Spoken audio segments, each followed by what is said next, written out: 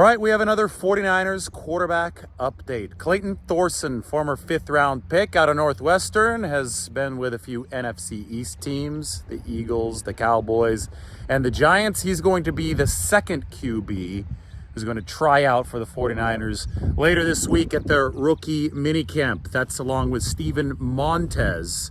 Steven Montez played for Colorado, and I mentioned that he's currently with the Seattle Sea Dragons of the XFL. Last time that we saw Clayton Thorsen, he was in the USFL, I think, with Houston's team. So 49ers are going to have two quarterbacks who are very, very unlikely to stick around their roster.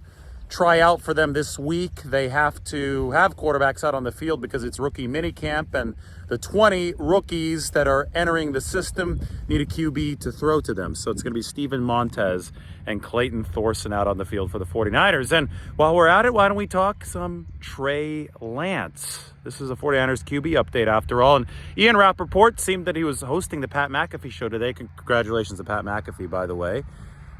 Baby was just born, and so he and his wife are back home celebrating that. But Ian Rapoport was hosting the show for Pat, and he casually just mentioned that somebody from the 49ers did give him some pushback after he was saying that Sam Darnold is clearly ahead of Trey Lance on the pecking order, and that, you know, people can expect Sam Darnold to start games if Brock Purdy is not ready. And apparently, according to Ian Rapoport, somebody told him, well, why are you discounting Trey Lance? And to that I say, well, this has been the 49ers stance the whole time. They haven't been discounting Trey Lance. It seems that the public, some media, has been discounting Trey Lance, but they've been speaking of this as, we've got three capable quarterbacks, and, you know, they've just added Brandon Allen, so there's going to be some belief in him to at least be able to shore up the room, be that fourth quarterback for the offseason. But between Trey Lance, Brock Purdy, and Sam Darnold, the 49ers do like the depth of their quarterback room, and they think that there's material to work with there. And I don't think that there's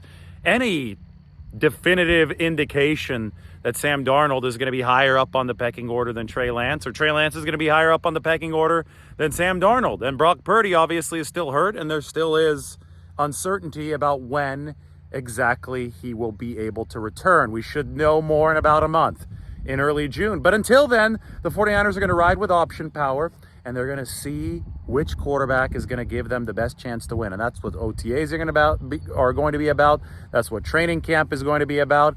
And to discount one guy or the other guy doesn't make any sense whatsoever. So that's, I think, why Ian Rapoport got some pushback from the 49ers. Like, hey, what about Trey Lance? Because the 49ers are on the record, both Kyle Shanahan and John Lynch on the record saying, our belief in Trey is the same as it was right when we drafted him. We just haven't had a chance to develop him because he's been hurt too often.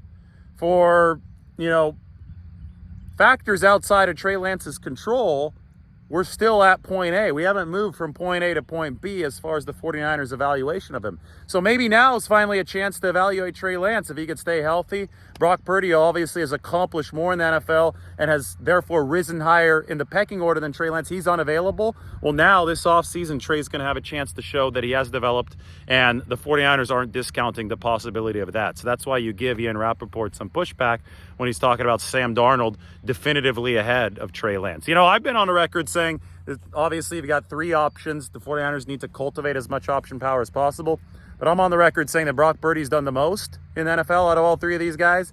Sam Darnold's done the second most, and Trey Lance has done the least. So it's not ridiculous to say that Sam Darnold might end up ahead of Trey Lance on the pecking order. But it is ridiculous to say that anything is finalized, because this offseason is going to determine a whole heck of a lot when it comes to who the 49ers prefer, Sam Darnold or Trey Lance, with Brock Purdy waiting in the shadows. Obviously, they prefer him right now because football's a meritocracy, and Brock Purdy has done more than either of the other two guys. But football being a meritocracy means that you can always add to that resume. And if you add to that resume, you can leapfrog somebody that might be ahead of you right now. Trey Lance's chance to start working toward building a resume, potentially leapfrogging somebody like Brock Purdy, that's this offseason. You can begin that during OTAs this offseason, but it's going to be a long journey, and we shouldn't jump to any premature conclusions. All right, everybody take care. Second 49ers QB update of the day. We're busy out here in Franklin, Tennessee before I hop on a flight to California tomorrow.